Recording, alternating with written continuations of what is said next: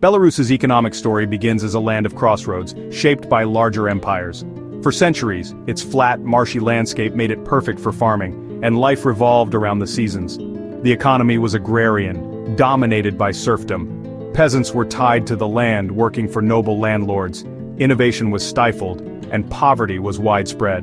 Belarus was also a place of transit, with major trade routes connecting Scandinavia to Byzantium. Most families grew just enough to survive, with little surplus for trade. When the Russian Empire absorbed the region in the late 1700s, little changed. Serfdom and agriculture still ruled.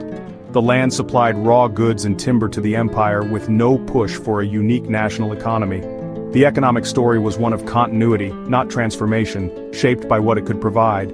For centuries, Belarus's economy was defined by the land and the demands of distant rulers. The seeds of transformation were sown, but it would take upheaval to make them grow. The late 1800s brought the first sparks of industrialization to Belarus. The emancipation of the serfs in 1861 freed millions, fueling a new urban workforce. Railways connected Minsk and Gomel to major cities, making trade and movement easier. Factories emerged, processing local resources, sawmills, distilleries, match and glass factories. Minsk began to grow into an industrial hub, and a new working class was born. But just as industry took root, World War I devastated the region. Towns destroyed, farms burned, factories ruined. The fragile progress was wiped out, and the Russian Empire collapsed, plunging Belarus into civil war and chaos. Hyperinflation and famine followed, leaving the economy in ruins. By the early 1920s, the Byelorussian Soviet Socialist Republic was established, but the land was shattered. The economy had to start over from scratch, facing the challenge of rebuilding in a radically new Soviet world. The scars of war and revolution defined the era, erasing decades of hard-won growth. Belarus's economic fate was now tied to the ambitions of Moscow. The promise of industrialization remained, but the cost had been immense. The region's resilience would be tested again and again. Each new beginning came at a staggering price. The cycle of destruction and rebuilding became a defining pattern. Soviet rule brought radical transformation. Collectivization ended private farming, and industrialization was forced at breakneck speed. Peasants were pushed onto collective farms, often against their will, while Moscow dictated what and where to build. Belarus became a center for heavy industry: tractors, trucks, machine tools. The state poured resources into new factories, integrating Belarus into the Soviet economic machine. World War II was catastrophic. A quarter of the population died, and the industrial base was obliterated.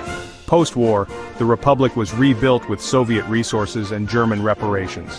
By the 1950s, Belarus was more industrialized than ever, specializing in high-value goods for the Soviet bloc. The Minsk tractor works and automobile plant became symbols of Soviet might. The economy was reborn from ruins twice in a generation. Central planning delivered rapid recovery, but at the cost of independence and flexibility. The Soviet system shaped every aspect of economic life. Belarus's industrial identity was forged in the crucible of war and reconstruction. The legacy of this era would shape its future for decades.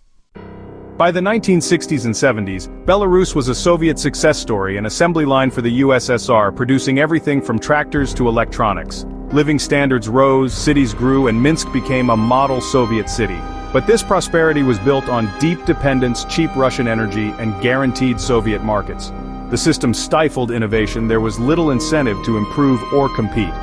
By the 1980s, stagnation set in factories churned out the same products, but efficiency and quality lagged.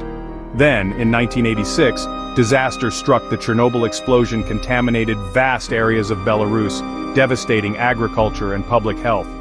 The cleanup strained an already faltering economy and shattered public trust in the Soviet system. The Chernobyl shadow lingered, poisoning land and lives. The economic miracle was running out of steam. The sense of stability was replaced by uncertainty and loss. The cracks in the Soviet model were now impossible to ignore. The Soviet collapse in 1991 left Belarus adrift. Factories lost markets, energy subsidies vanished, and the economy imploded. GDP shrank by nearly 40% in 4 years. Unemployment and hyperinflation soared. Life savings evaporated, bartering replaced cash, and hardship was everywhere. The chaos fueled nostalgia for Soviet stability and set the stage for Alexander Lukashenko's rise in 1994. Lukashenko promised to restore order, halt privatization, and return to state control. He blamed wild capitalism for the crisis and offered a familiar managed system. For a traumatized population, this message resonated. The 1990s were a time of deep uncertainty but also of political transformation. Belarus rejected the rapid reforms seen in Russia and clung to state management. The scars of economic collapse shaped the nation's path. The promise of stability outweighed the risks of change. A new era of state control began. Lukashenko's Belarusian economic model kept state control over industry, agriculture, and banking, prioritizing jobs and social stability. This was only possible thanks to Russia's generous oil and gas subsidies. Belarus refined cheap Russian oil and sold it to Europe at a profit. This subsidy was the economy's lifeline. Growth was strong in the 2000s, with GDP rising and a new IT sector emerging as a rare private success. The model provided stability, but it was fragile. Whenever Russia reduced support, Belarus faced crisis. The economy's fate was tied to Moscow's decisions and global oil prices. The IT sector offered hope, but the state still dominated most of the economy. Dependency on Russia created cycles of boom and bust. The illusion of stability masked deep vulnerabilities. Belarus's economic health was never fully in its own hands. The state-led model worked until it didn't. The future depended on forces beyond its borders. The last decade has been turbulent. Russia phased out subsidies and Western sanctions hit key industries after the 2020 election crackdown. Exports and access to finance dried up, and the once booming IT sector suffered a mass exodus of talent. GDP fell, and Belarus became more dependent on Russia than ever. Moscow is now its main market, creditor and guarantor, but this comes at the cost of sovereignty. The economy is burdened by inefficient state enterprises and isolation from Western investment. Social stability remains, but innovation and growth are stifled. The country's future is tied to Russia's fortunes and political whims. Belarus stands at a crossroads, its strengths undermined by dependence and sanctions. The story is one of resilience, but also of limits imposed by geography and history. The path forward is uncertain, with few easy answers.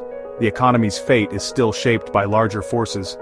Belarus remains a land caught between worlds. Its next chapter is yet to be written.